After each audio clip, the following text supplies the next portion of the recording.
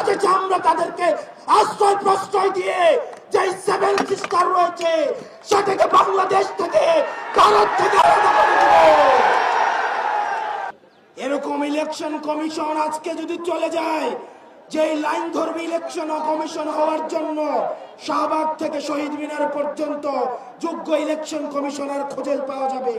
আমাদের দেশে যারা বিশৃঙ্খলা করে, সন্ত্রাস, ভোট চোর, আমাদের দেশে যারা অস্থিতিশীল পরিবেশ তৈরি করতে চাচ্ছে, হাদি ভাইকে যারা হত্যা করেছে, নির্বাচন যারা বানচাল করতে চাইছে, দেশের পরিবেশকে যারা অস্থিতিশীল করতে চাইছে, সীমান্ত যারা আমাদের ভাইদেরকে বোনদেরকে মেরে ঝুলিয়ে রাখে, তাদের আশ্রয় এবং প্রশ্রয়দাতা পৃষ্ঠপোষকতা দিচ্ছে ভারত।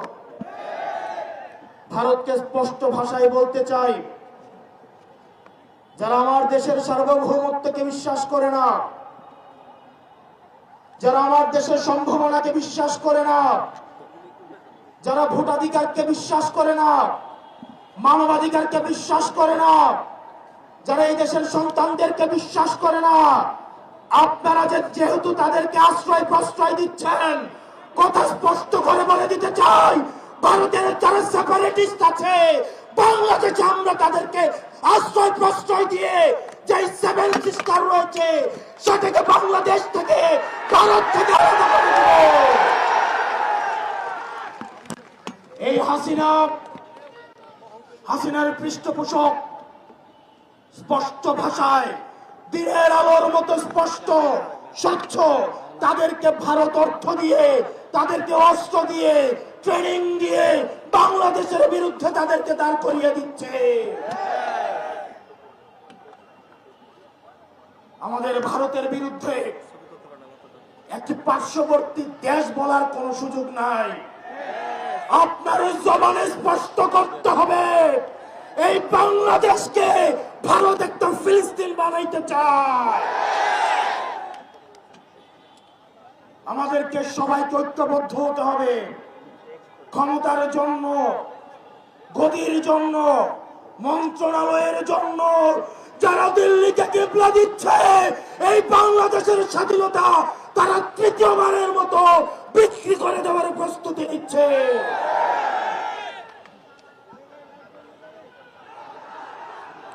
প্রিয় মুক্তিকামী জনতা, আপনার আমার মৃত্যু এই নির্বাচন একটি সংখ্যা।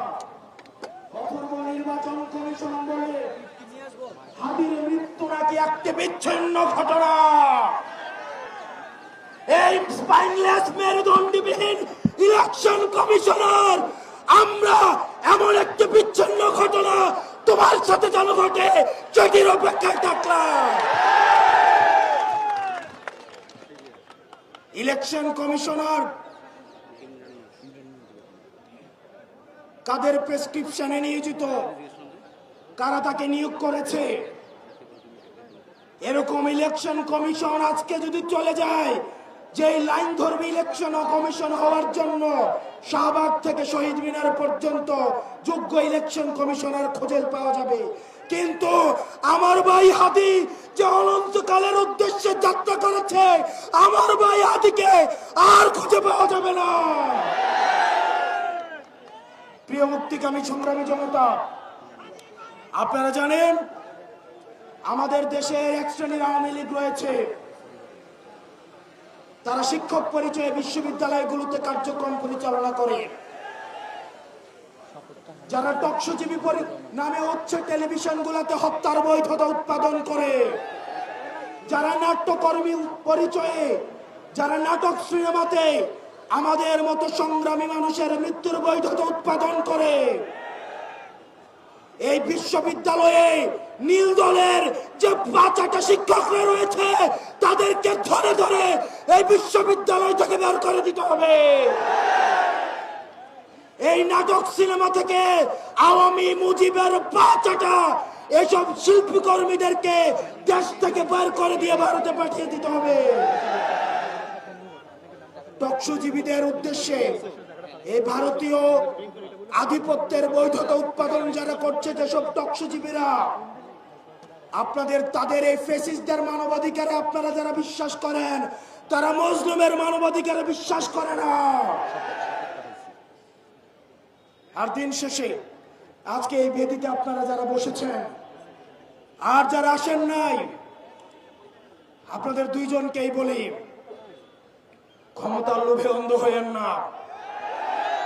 আজকে যদি আমার বুকে গুলি লাগে, আমি জানি এই ধরনের একটা প্রোগ্রাম হবে, এসে বক্তৃতা দিবেন, তারপর চলে গিয়ে আবার হচ্ছে সিট নিয়ে নেগোসিয়েশন করবেন। অনেক দল রয়েছে, যেহেতু আরপিও সংশোধন হয়েছে, এখন অন্য দলের মার্কায় নির্বাচন করতে পারবে না বলে নিজের দলের মার্কা বিলীন করে দেওয়ার জন্য তারা রেডি হয়ে আছে। এগুলো দিয়ে জাতীয় ঐক্য হয় না। এসব জাতীয় ঐক্য এগুলো মেকি। আমাদের হাদি ভাইয়ের রক্ত এই জাতীয় ঐক্যের আঠা হয়ে আসুক, সেটা আমরা চাইনি। আপনারা যদি দেশের প্রশ্নে, সার্বভৌমত্বের প্রশ্নে, বাংলাদেশের প্রশ্নে দলীয় স্বার্থের ঊর্ধ্বে উঠে আমরা 1 আগস্ট, আমরা 3 আগস্ট 2024 সালে এই শহীদ মিনারের বেদিতে দাঁড়িয়ে যেভাবে আমরা ফ্যাসিবাদের বিলোপ এবং নতুন রাষ্ট্র ব্যবস্থা বিনির্মাণের যে 1 দফা দাবি দিয়েছিলাম, আমাদের সেদিনের মতো আবার ঐক্যবদ্ধ হতে হবে। ও ইনকিলাব, ইনকিলাব, দিল্লি না ঢাকা, দিল্লি না ঢাকা, ইনকিলাব, ইনকিলাব, আপোষ না সংগ্রাম, দালালি না রাজপথ, দালালি না রাজপথ, আপোষ না সংগ্রাম। আমরা সবাই হাদি হব, যুগে যুগে লড়ে যাব, আমরা সবাই হাদি হব।